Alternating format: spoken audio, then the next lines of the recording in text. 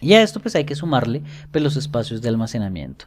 Los espacios de almacenamiento, que es lo que permiten agrupar discos. Le permite la agrupación de discos, incluyendo discos de tipo IDE, SATA, SAS, USBs internos y externos, y garantizar tener un poco más resiliencia sobre el almacenamiento. Entonces yo puedo crear un espacio de almacenamiento en SQL Server donde especifico una cantidad de discos que puedo retirar o agregar posteriormente para poder expandir el almacenamiento cuando se requiera. Entonces básicamente las bases de datos estarían asociadas a espacios de almacenamiento independiente de los discos que se encuentren ubicados por debajo para poder expandir fácilmente el almacenamiento sin que se vea afectado el rendimiento. Eso es uno de los puntos fundamentales cuando hablamos del espacio de almacenamiento.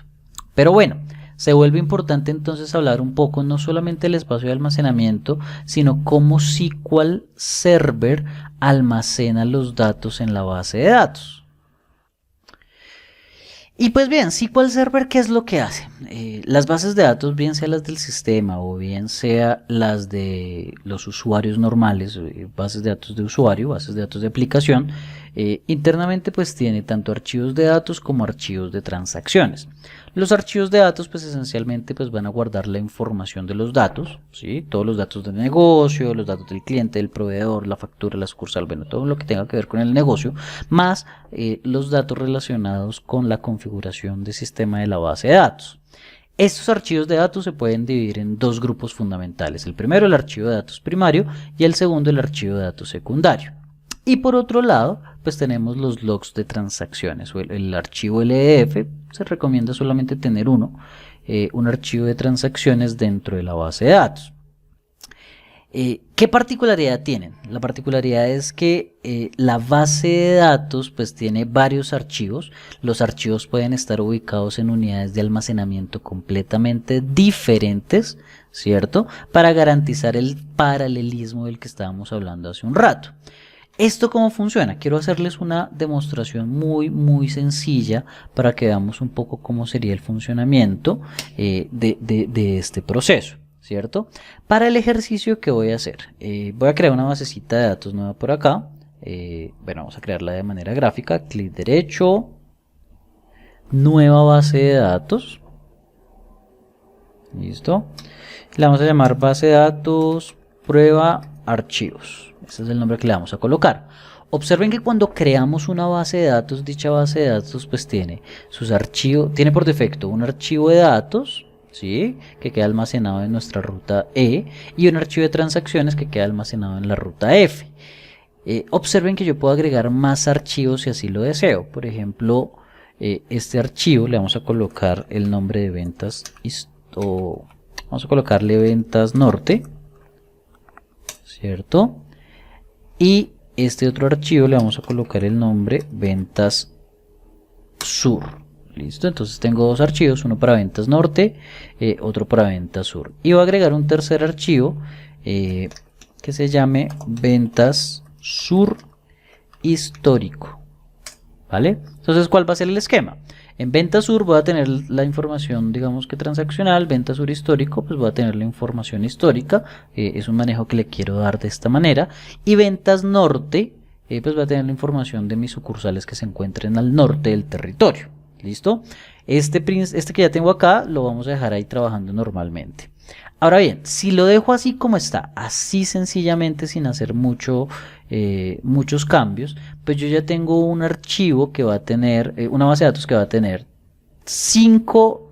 4 archivos de datos, el principal, norte, sur y sur histórico, y 4 archivos de datos más el archivo de transacciones.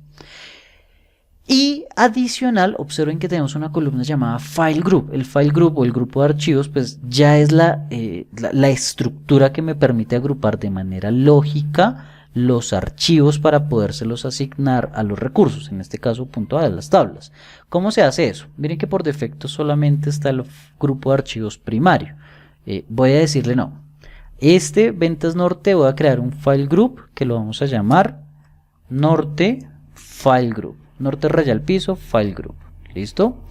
Y a vamos a crear uno nuevo que se llame Sur raya al piso, File Group. Este también iría asociado a sur raya al piso file group. ¿Listo? Miren que tengo una pestaña aquí a la izquierda. Ok, aquí la tenemos, que se llama file groups.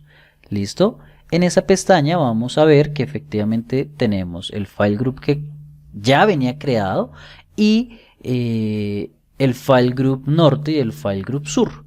Dentro de las propiedades que vamos a analizar ahora es que tenemos la opción de darle la propiedad de default a uno de los file groups.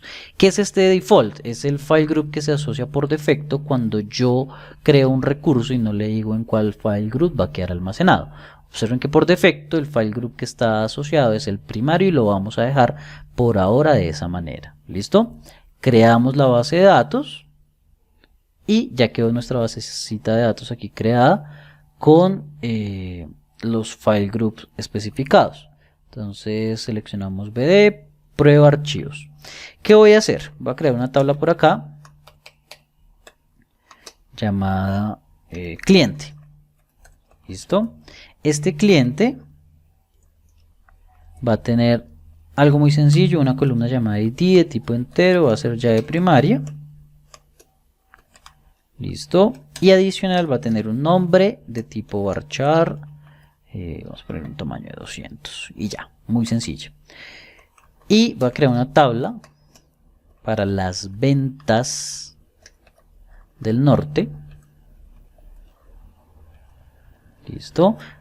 Un ID de tipo entero, llave primaria, una fecha de la venta de tipo date. Le vamos a colocar un valor de la venta de tipo float.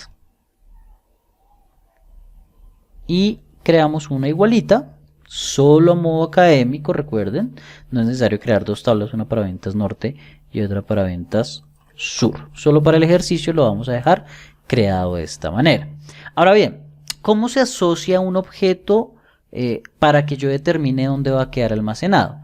Si recordamos y retomamos un poco esta base de datos, tenemos 4 archivos de datos y un archivo de transacciones. Observe una particularidad que no lo mencioné hace un rato y lo voy a retomar ya que estamos acá. El archivo de log no aplica para un file group. Los file groups solamente sirven para agrupar archivos de datos, no de transacciones. Y ahora tengo el archivo de pruebas archivos, tengo ventas norte, tengo ventas sur y ventas sur histórico, ¿cierto? Partamos del hecho de pues que cliente va a ir en BD pruebas archivo. Por defecto, yo ya tengo un file group asociado, ¿cierto?